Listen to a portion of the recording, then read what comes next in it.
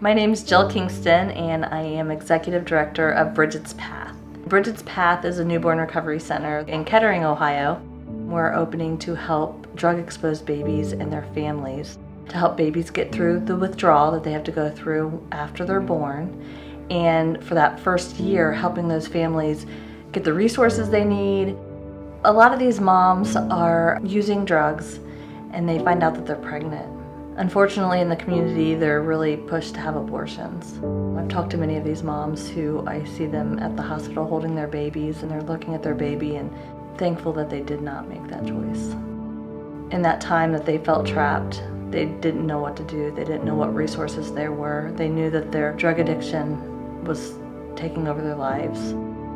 We want to help these moms. We want to help them know that they can be good moms and that we can wrap around them and have a good life for them. I'm Connie McEldowney, and I started Rustic Hope, which is a nonprofit ministry for single moms, pregnant teens, to help them before, during, and after delivery.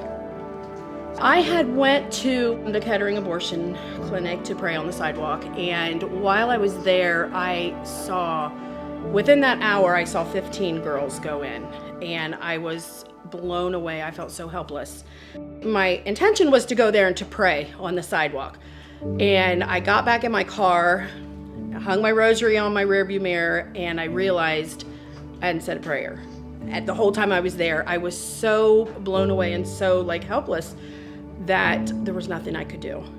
And one thing that struck me was these women weren't what I perceived them to be.